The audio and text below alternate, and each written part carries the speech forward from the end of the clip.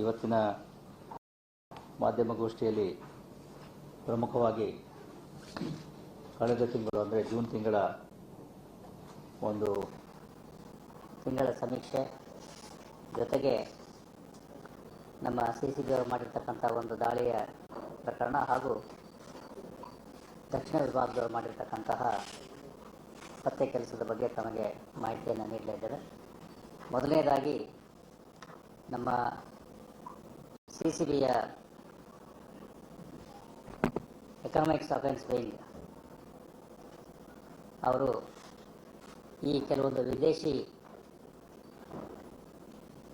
ಸಾಮಗ್ರಿಗಳನ್ನು, ಪ್ರಮುಖವಾಗಿ ಚಾಕ್ಲೇಟ್ಗಳು ಮತ್ತು ಇತರ ಆಹಾರ ಪದಾರ್ಥಗಳನ್ನು ಆಮದು ಮಾಡಿಕೊಂಡು ಅದರ ಮೇಲೆ ನಕಲಿ FSSAI ಅಂದರೆ food safety and standards authority of India ಅವರ ಸ್ಟಿಕ್ಕರ್ಗಳನ್ನು ಹಾಕಿ ಈ ಆಹಾರ ಪದಾರ್ಥಗಳನ್ನು, ಚಾಕ್ಲೇಟ್ ಮತ್ತು ಬಿಸ್ಕೆಟ್ ಮತ್ತು ಪಾನೀಯಗಳು ಇವುಗಳನ್ನೆಲ್ಲ ಡಿಸ್ಟ್ರಿಬ್ಯೂಟ್ ಮಾಡ್ತಾ ಇರ್ತಕ್ಕಂಥ ಒಬ್ಬ ವ್ಯಕ್ತಿಯನ್ನು ಬಂಧಿಸಿ ಆತನ ಗೋಡನ್ ಮೇಲೆ ದಾಳಿಯನ್ನು ಕೈಗೊಂಡು, ಸುಧಾಮನಗರದಲ್ಲಿರ್ತಕ್ಕಂಥ ಗೋಡನ್ ಮೇಲೆ ದಾಳಿಯನ್ನು ಕೈಗೊಂಡು ಒಟ್ಟು 1 ಕೋಟಿಗೂ ಹೆಚ್ಚು ಮೌಲ್ಯದ ಈ ವಿದೇಶಿ ಕಂಪನಿಗಳ ವಿವಿಧ ಬ್ರ್ಯಾಂಡ್ನ ಐಟಮ್ಗಳನ್ನು ವಶಪಡಿಸಿಕೊಳ್ಳುವಲ್ಲಿ ಯಶಸ್ವಿಯಾಗಿದ್ದಾರೆ.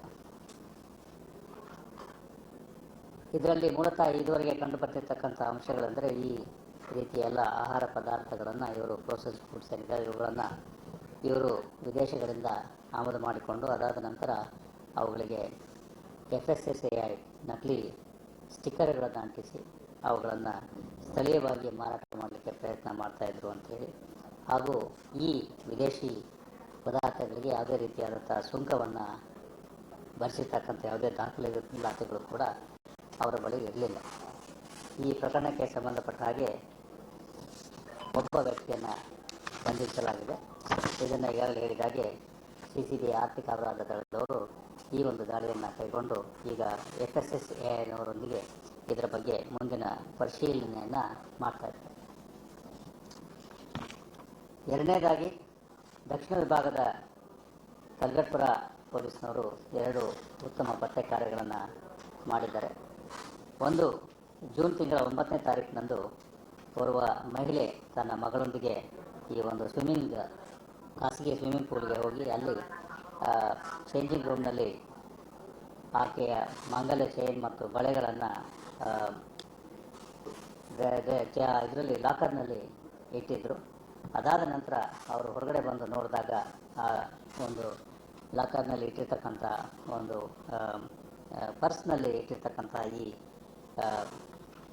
ಚಿನ್ನದ ಸರ ಮತ್ತು 2 ಬಳೆಗಳನ್ನು ಯಾರೋ ಕದ್ಕೊಂಡು ಹೋಗಿರ್ತಕ್ಕಂಥದ್ದು ಕಂಡು ಬಂದಿರ್ತದೆ. ಅದ್ರ ಬಗ್ಗೆ ಕಲ್ಗಟ್ಟದ ಪೊಲೀಸ್ ಠಾಣೆಯಲ್ಲಿ ಆಕೆ ಕಂಪ್ಲೇಂಟನ್ನು ಕೂಡ ಕೊಟ್ಟಿದ್ದರು. ಅದು FIR ಆಗಿ ತನಿಖೆ ಮಾಡಿದ ಸ್ಥಳೀಯ ಪೊಲೀಸರು ಈ ತಿಂಗಳ 7ನೇ ತಾರೀಕಿನಂದು ಸ್ವಿಮ್ಮಿಂಗ್ ಪೂಲ್ನಲ್ಲಿ ಸ್ವಿಮ್ಮಿಂಗ್ ಕೋಚ್ ಆಗಿ ಕೆಲಸ ಮಾಡ್ತಾ ಇರ್ತಕ್ಕಂಥ ಓರ್ವ ಮಹಿಳೆಯನ್ನು ಬಂಧಿಸಿ ಆಕೆಯಿಂದ ಈ ಒಂದು ಕೃತ್ಯದಲ್ಲಿ ಆಕೆ ಕಳ್ಳತನ ಮಾಡಿರ್ತಕ್ಕಂತಹ ಒಂದು ಮಾಂಗಲ್ಯ ಚೈನ್ ಮತ್ತು 2 ಚಿನ್ನದ ಬಳೆಗಳನ್ನು ಆಕೆಯ ಸ್ನೇಹಿತನಿಗೆ ಕೊಟ್ಟಿರ್ತಕ್ಕಂಥದ್ದು ತಿಳಿದು ಬಂದು ಅವುಗಳನ್ನು ಆ ಸ್ನೇಹಿತನ ಕಡೆಯಿಂದ ವಶಪಡಿಸಿಕೊಂಡಿರ್ತಾರೆ.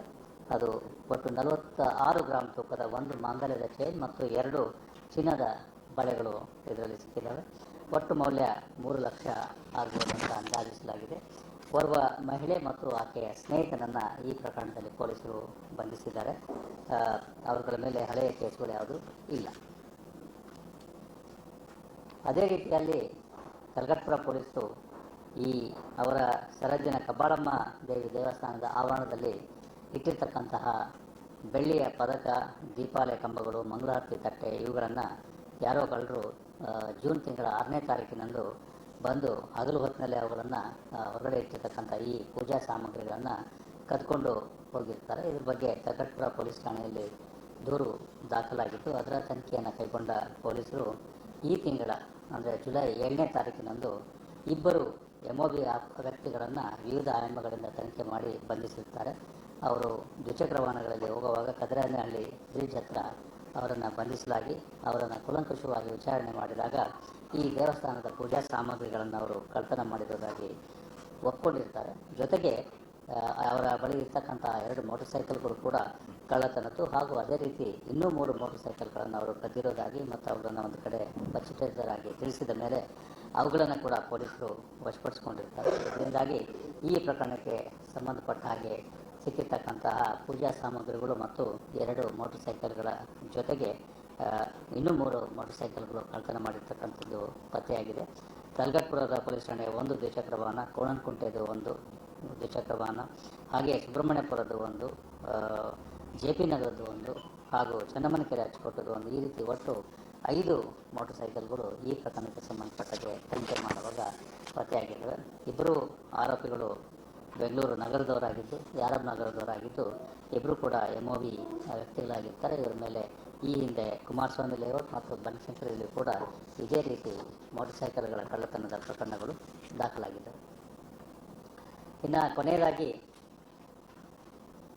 ಜೂನ್ ತಿಂಗಳ ಒಂದು ಬೇರೆ ಬೇರೆ ಬೆಂಗಳೂರು ನಗರ ಪೊಲೀಸರು ಕೈಗೊಂಡಿರ್ತಕ್ಕಂಥ ಬೇರೆ ಬೇರೆ ಕಾರ್ಯಚಟುವಟಿಕೆಗಳ ಬಗ್ಗೆ ತಮ್ಮ ಗಮನ ಸೆಳೆಯಲಿಕ್ಕೋಸ್ಕರ ಮಾದಕ ವಸ್ತುಗಳ ವಿರುದ್ಧದ ನಮ್ಮ ಸಮರ ನಿರಂತರವಾಗಿ ನಡೀತಾ ಇದೆ. ಅದಕ್ಕೆ ಪೂರಕವಾಗಿ ಬೆಂಗಳೂರು ನಗರದಲ್ಲಿ ಜೂನ್ ತಿಂಗಳಲ್ಲಿ ಒಟ್ಟು CCBಯವರು ಮತ್ತು ಎಲ್ಲ ವಿಭಾಗದವರು ಸೇರಿಕೊಂಡು ಒಟ್ಟು 32 NDPS ಪ್ರಕರಣಗಳನ್ನು ದಾಖಲು ಮಾಡಿಕೊಂಡಿರ್ತಾರೆ.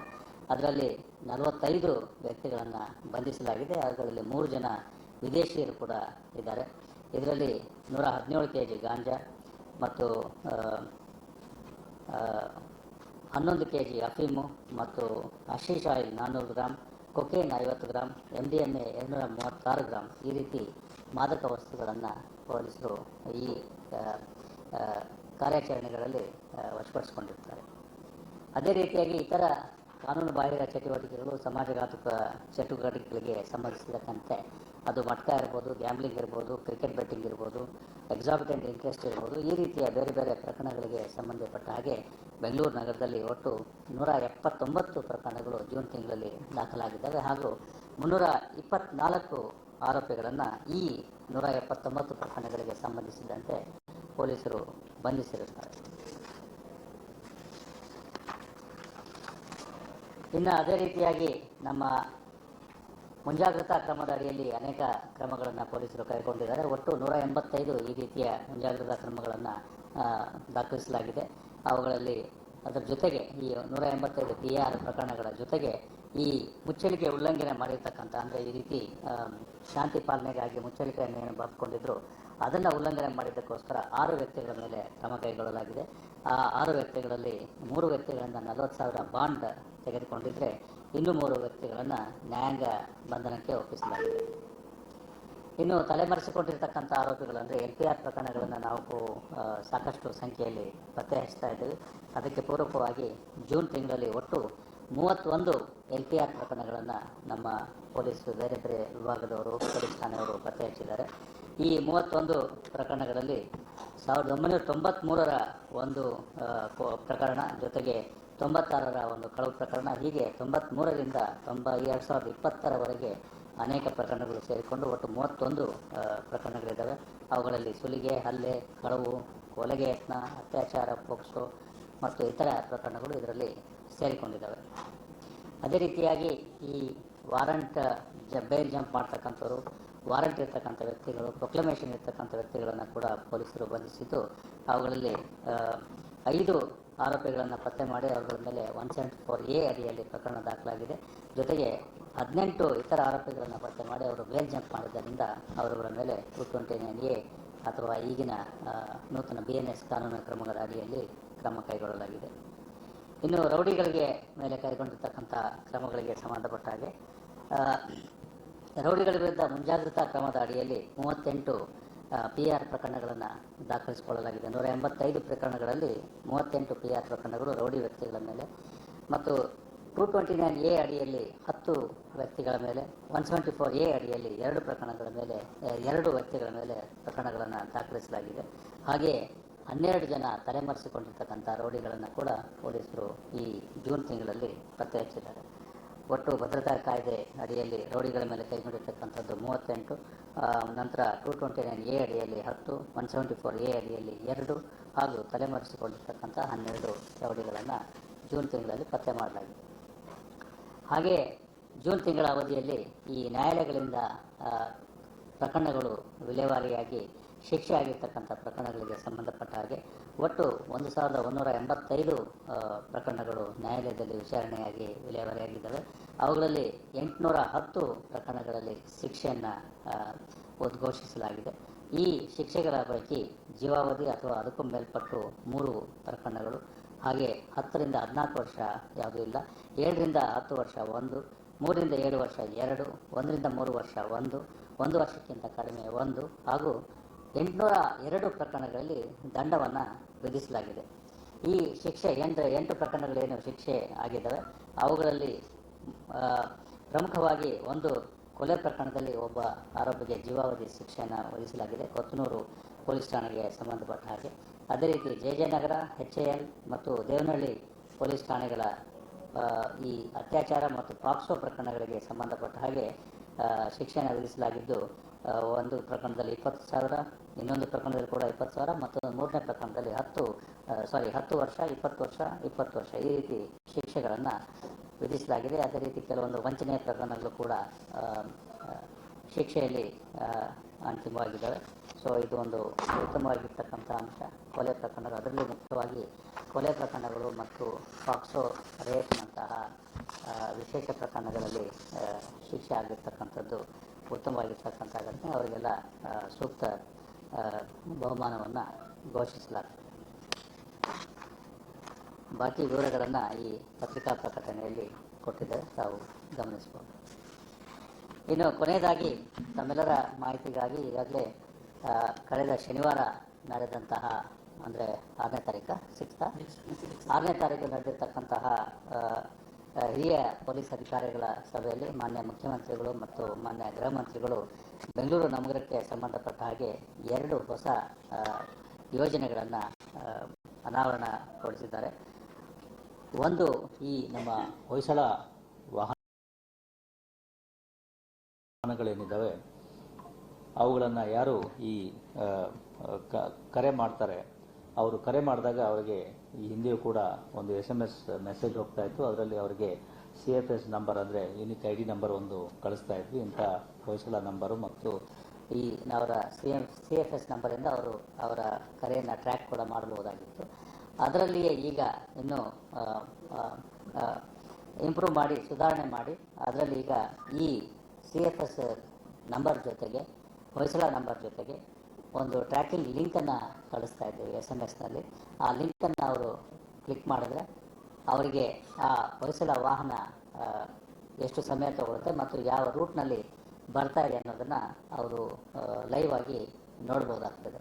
ನಿಮಗೆಲ್ಲ ಗೊತ್ತಿರೋ ಹಾಗೆ ಓಲಾ, ಊಬರ್ ಅಥವಾ ಇವನ್ ಸ್ವಿಗ್ಗಿ, ಝೊಮ್ಯಾಟೋದವರು ಕೂಡ ಇದೇ ರೀತಿಯಲ್ಲಿ ನೀವು ಆರ್ಡರ್ ಪ್ಲೇಸ್ ಮಾಡಿದ ಮೇಲೆ ಅವು ಎಷ್ಟು ಗಂಟೆಗೆ ನಿಮಗೆ ತಲುಪ್ತವೆ ಅನ್ನೋದ್ರ ಬಗ್ಗೆ ಮಾಹಿತಿಯನ್ನು ಕೊಡ್ತಾರೆ. ನೀವು ಗಮನಿಸ್ಬೋದು ವಾಹನ ಹೇಗೆ ಮೂವ್ ಆಗ್ತದೆ ಅನ್ನೋದನ್ನು. ಅದೇ ರೀತಿಯಲ್ಲಿ ನಾವು ಕೂಡ ಈಗ ಮಾಡಿದ್ದೇವೆ. ಇದರಿಂದಾಗಿ ನಾಗರಿಕರಿಗೆ, ಅದರಲ್ಲಿ ಮುಖ್ಯವಾಗಿ ಈ ಡಿಸ್ಟ್ರೆಸ್ನಲ್ಲಿರ್ತಕ್ಕಂಥ ನಾಗರಿಕರು ಯಾರು ಕರೆ ಮಾಡಿರ್ತಾರೆ ಅವರಿಗೆ ಖಚಿತವಾಗ್ತದೆ ಎಷ್ಟು ಗಂಟೆಗೆ ಬರ್ಬೋದು, ಅಂದಾಜು ಎಷ್ಟು ಸಮಯ ತಗೋಬೋದು, ಜೊತೆಗೆ ಯಾವ ರೂಟ್ನಲ್ಲಿ ಬರ್ತಾ ಇದ್ದಾರೆ.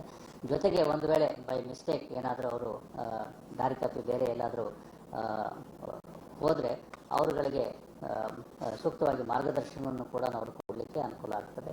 ನೀವು ಈ ಕ್ರಾಸ್ ಅಲ್ಲ, ಇನ್ನೇ ಇಂಥ ಕ್ರಾಸು ಅಂತೇಳಿ. ಸೊ ಹೀಗಾಗಿ ಇದು ಒಂದು ನಾಗರಿಕರಿಗೆ ನಮ್ಮ ಹೊಯ್ಸಳ ಸೇವೆ 112 ಅಡಿಯಲ್ಲಿ ನಾವೇನು ಕೊಡ್ತಾ ಇದ್ದೀವಿ, ಅವರ ಮನೆ ಬಾಗಿಲಿಗೆ ಅಥವಾ ಘಟನೆ ಆಗಿರ್ತಕ್ಕಂಥ ಸ್ಥಳಕ್ಕೆ ಹೋಗಿ ನೊಂದವರಿಗೆ ಸಾಂತ್ವನವನ್ನು ಹೇಳ್ತಕ್ಕಂಥದ್ದು, ಜೊತೆಗೆ ಮುಂದಿನ ಕ್ರಮಗಳನ್ನು ಕೈಗೊಳ್ಳೋದು, ಅದನ್ನು ಇನ್ನೂ ಉತ್ತಮವಾಗಿ, ಇನ್ನೂ ಎಫಿಷಿಯೆಂಟಾಗಿ ಮಾಡಲಿಕ್ಕೆ ಈ ಒಂದು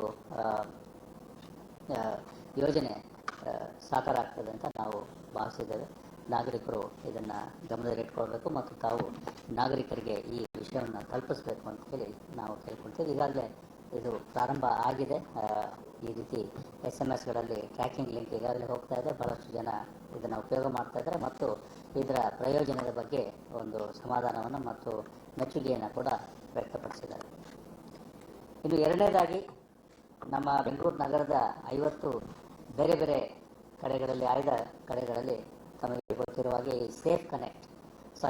ಸೇಫ್ಟಿ ಐಲ್ಯಾಂಡ್ ಅಂಥೇಳಿ ನಾವು ಮಾಡಿದ್ದೇವೆ. ಆಪತ್ ಬಾಂಧವ ಅಂಥೇಳಿ ಒಂದು ಪಿಲ್ಲರನ್ನು ಹಾಕಿ ಯಾವುದೇ ಒಬ್ಬ ವ್ಯಕ್ತಿ ಯಾವುದೇ ಒಂದು ಎಲೆಕ್ಟ್ರಾನಿಕ್ ಸಾಮಗ್ರಿ ಅವಶ್ಯಕತೆ ಇಲ್ಲದೇ ಮೊಬೈಲ್ ಫೋನ್ ಅವಶ್ಯಕತೆ ಇಲ್ಲದೇ ಅಥವಾ ಅವ್ರ ಹತ್ರ ಹಣ ಕೂಡ ಇಲ್ಲದೇ ಇದ್ದಾಗ ಪೊಲೀಸ್ ಠಾಣೆಗೆ ಹೋಗಲಿಕ್ಕೆ ಆಗ್ತಕ್ಕಂಥ ಸಂದರ್ಭ ಸನ್ನಿವೇಶ ಇಲ್ಲದೇ ಇರುವಾಗ ಆ ಒಂದು ಸೇಫ್ಟಿ ಐಲ್ಯಾಂಡ್ನಲ್ಲಿ ಆ ಒಂದು ಬಟನನ್ನು ಪ್ರೆಸ್ ಮಾಡಿದ್ರೆ ನಮ್ಮ ಕಮಾಂಡ್ ಸೆಂಟರ್ನವರು ಆಡಿಯೋ ವಿಜುವಲ್ ಮುಖಾಂತರ ಅವರ ಜೊತೆ ಸಂಪರ್ಕವನ್ನು ಸಾಧಿಸಿ ಅವರಿಂದ ಮಾಹಿತಿಯನ್ನು ಪಡೆದು ಅವರಿಗೆ ಸಾಂತ್ವನವನ್ನು ಹೇಳಿ ಜೊತೆಗೆ ಕೂಡಲೇ ಆಗಬೇಕಾಗಿರ್ತಕ್ಕಂಥ ಪ್ರಕ್ರಿಯೆಗಳೇನಿದ್ದಾವೆ ಅವುಗಳನ್ನು ಮಾಡಲಿಕ್ಕೆ ಇದನ್ನು ಅಳವಡಿಸಲಾಗಿತ್ತು. ಇದು ನಮ್ಮ ನಿರ್ಭಯ ಸೇಫ್ ಸಿಟಿ ಯೋಜನೆ ಅಡಿಯಲ್ಲಿ ಮಹಿಳೆಯರ ಸುರಕ್ಷತೆ ಬಗ್ಗೆ ಪ್ರಮುಖವಾಗಿ ಈ ಯೋಜನೆಯನ್ನು ನಾವು ಜಾರಿಗೆ ತಂದಿದ್ದು. ಈಗಾಗಲೇ 50 ಕಡೆಗಳಲ್ಲಿ ಈ ಸೇಫ್ಟಿ ಐಲ್ಯಾಂಡ್ ಅಂದರೆ ಆಪತ್ ಬಾಂಧವ ಪಿಲ್ಲರ್ಗಳು ಕಾರ್ಯಾರಂಭ ಮಾಡ್ತಾ ಇದ್ದಾರೆ. ನೀವು ಕೂಡ ಇದರ ಯಶಸ್ಸನ್ನು ಗಮನಿಸಿದ್ದೀರಿ. ಒಂದು ಫುಟ್ಬಾಲ್ ಕೋಚ್, ವಿದೇಶದಿಂದ ಬಂದಿರತಕ್ಕಂಥ ಒಬ್ಬ ಫುಟ್ಬಾಲ್ ಕೋಚ್ ತನ್ನ ಎಲ್ಲ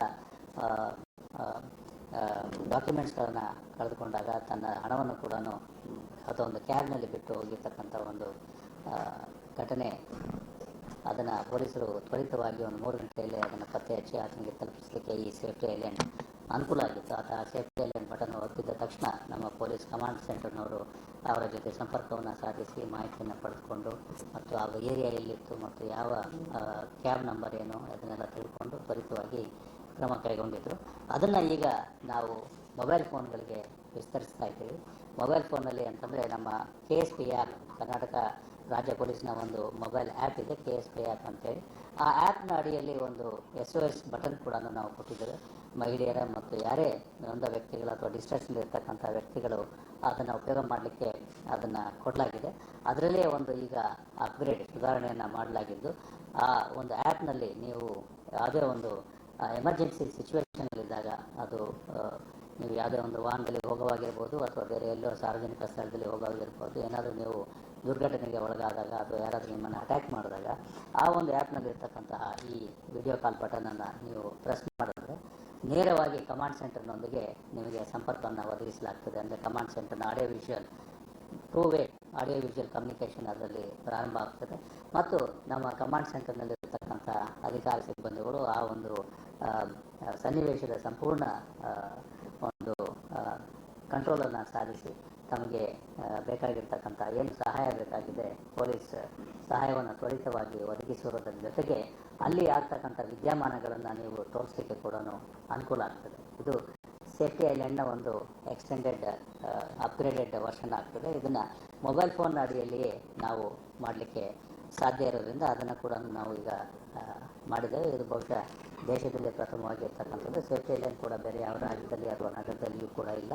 ಹಾಗೆಯೇ ಇದು ಕೂಡ ಸೇಫ್ ಕನೆಕ್ಟ್ ಏನಿದೆ ಇದು ಕೂಡ ಕರ್ನಾಟಕ ರಾಜ್ಯದಲ್ಲಿ ಬೆಂಗಳೂರು ನಗರದಲ್ಲಿ ಇದನ್ನು ಪ್ರಾರಂಭ ಮಾಡಲಾಗಿದೆ. ಯಾವುದೇ ಒಬ್ಬ ವ್ಯಕ್ತಿ ಏನೇ ಒಂದು ಅತ್ಯಂತ ಡಿಸ್ಟ್ರೆಸ್ ಸಿಚುವೇಷನಲ್ಲಿದ್ದಾಗ, ರೋಡ್ ರೇಜ್ ಇರ್ಬೋದು ಅಥವಾ ಇನ್ನೊಂದೇನೋ ಸನ್ನಿವೇಶ ಇರ್ಬೋದು, ಆ ಸಂದರ್ಭದಲ್ಲಿ ಈ KSP ಆ್ಯಪ್ನಲ್ಲಿರ್ತಕ್ಕಂಥ KSP ಆ್ಯಪನ್ನು ಡೌನ್ಲೋಡ್ ಮಾಡ್ಕೋಬೇಕು ಮತ್ತು ಅದರಲ್ಲಿರ್ತಕ್ಕಂಥ SOS ಬಟನ್ ಏನಿದೆ ಅದರಲ್ಲಿರ್ತಕ್ಕಂಥ ಈ ಅಪ್ಗ್ರೇಡೆಡ್ ಬಟನನ್ನು ಪ್ರೆಸ್ ಮಾಡಿದ್ರೆ ಇಮಿಡಿಯೇಟಾಗಿ ಕಮಾಂಡ್ ಸೆಂಟರಿಂದ ನಿಮಗೆ ನೇರವಾಗಿ ಸಂಪರ್ಕವನ್ನು ಒದಗಿಸಲಾಗ್ತದೆ ಮತ್ತು ಆ ಸಂಪರ್ಕದ ಜೊತೆಗೆ ನಿಮಗೆ ಬೇಕಾಗಿರ್ತಕ್ಕಂಥ ಎಲ್ಲ ರೀತಿಯ ಪೊಲೀಸ್ ಸಹಾಯ, ಬೆಂಬಲ ಮತ್ತು ಏನು ರಕ್ಷಣೆ ಇದೆ ಅದನ್ನು ನಾವು ಒದಗಿಸಲಿಕ್ಕೆ ಸಾಧ್ಯ ಆಗ್ತದೆ. ಸೊ ಸಾರ್ವಜನಿಕರು ಇದರ ಒಂದು ಉಪಯೋಗವನ್ನು ಕೂಡ ಪಡೆದುಕೊಳ್ಬೇಕು ಅಂತ ಹೇಳಿ ಕೇಳ್ಕೊಳ್ತೇವೆ. ಈಗ ಅದರದ್ದೇ ಸಂಬಂಧಪಟ್ಟ ಹಾಗೆ ಬ್ರೋಷರ್ಗಳನ್ನು ನಿಮಗೆ ಈಗಾಗಲೇ ಕೊಟ್ಟಿದ್ದಾರೆ.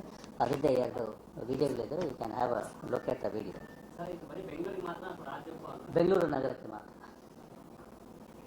ಯಾಕೆಂದರೆ ಬೆಂಗಳೂರು ನಗರ ಕಮಾಂಡ್ ಸೆಂಟರ್ಗೆ ಇದು ಇದಾಗಿದೆ. ಸೊ ಯಾವುದೇ ಒಬ್ಬ KSP ಆ್ಯಪ್ ಕರ್ನಾಟಕ ರಾಜ್ಯದಲ್ಲಿ ಎಲ್ಲ ಕಡೆಗಳಲ್ಲೂ ಕೂಡ ಇದೆ, ಎಲ್ಲ ಕಡೆಗಳಲ್ಲೂ ಕೂಡ ಉಪಯೋಗ ಮಾಡ್ಬೋದು. ಬಟ್ ಅವರು ಬೆಂಗಳೂರದ ನಗರದಲ್ಲಿದ್ದಾಗ ಮಾತ್ರ ಈ ಅಪ್ಗ್ರೇಡೆಡ್ ವರ್ಷನ್ ಏನಿದೆ ಅದು ಉಪಯೋಗ ಆಗ್ತದೆ. ಕನೆಕ್ಟ್ ಆದರೆ ಅದು ಸಪ್ರೇಟ್ SOS ಬಟನ್ ಏನಿದೆ ಅದು ರೆಗ್ಯುಲರಾಗಿ ವರ್ಕ್ ಮಾಡುತ್ತೆ. ಅಂದರೆ ಕಂಟ್ರೋಲ್ ರೂಮ್ಗೆ ಕಾಂಟ್ಯಾಕ್ಟ್ ಮಾಡ್ಬೋದು ಅವರು. ಬಟ್ ಇದರಲ್ಲಿ ನೇರವಾಗಿ ಈ ನಮ್ಮ ಸೇಫ್ಟಿ ಐಲ್ಯಾಂಡ್ ಫೀಚರ್ಸ್ ಏನಿದೆ ಅದು ಇದರಲ್ಲಿ ಲಭ್ಯ ಆಗ್ತದೆ. ಪ್ಲೇಸ್ಟೋರ್ ಹೋಗಿ ಡೌನ್ಲೋಡ್ KSP ಆ್ಯಪ್ ಈಗಾಗಲೇ 4,50,000ಕ್ಕೂ ಮೇಲ್ಪಟ್ಟು ಸಾರ್ವಜನಿಕರು ಇದನ್ನು ಡೌನ್ಲೋಡ್ ಮಾಡ್ಕೊಂಡಿದ್ದಾರೆ. ಅಲ್ಲ, KSP ಆ್ಯಪ್, KSP ಆ್ಯಪ್ನಲ್ಲಿ ಸೇಫ್ ಕನೆಕ್ಟ್ ಇರುತ್ತೆ. ಹಾಕಪ್ಪ ಬಿಡಿ. Regarding what?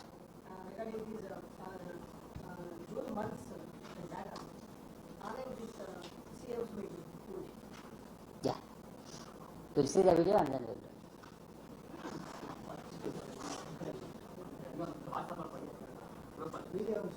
ವಿಡಿಯೋ ವಾಟ್ಸಪ್ಪಲ್ಲಿ ಹಾಕ್ಬೇಕಾ? ಹಾಕ್ತೀವಿ already. I think they are where on our social media handles also. ನಿಮಗೆ ಗ್ರೂಪಲ್ಲಿ ಹಾಕ್ತೀವಿ, ತೊಂದರೆ ಹಾಕಿ. Which are you want?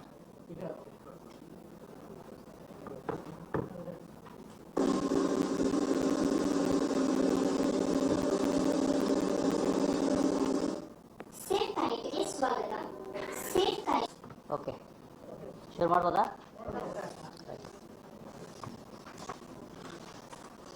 ಈ ವಾರದ ಬೆಂಗಳೂರು ನಗರ ಪೊಲೀಸ್ ಮಾಧ್ಯಮ ಗೋಷ್ಠಿಗೆ ಎಲ್ಲ ಮಾಧ್ಯಮ ಮಿತ್ರರ ಸ್ವಾಗತ.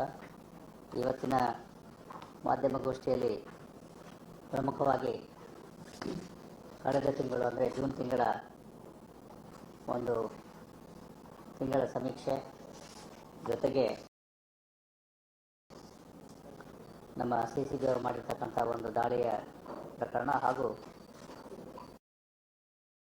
ದಕ್ಷಿಣ ವಿಭಾಗದವರು ಮಾಡಿರ್ತಕ್ಕಂತಹ ಪತ್ತೆ ಕೆಲಸದ ಬಗ್ಗೆ ತಮಗೆ ಮಾಹಿತಿಯನ್ನು ನೀಡಲಿದ್ದೇವೆ.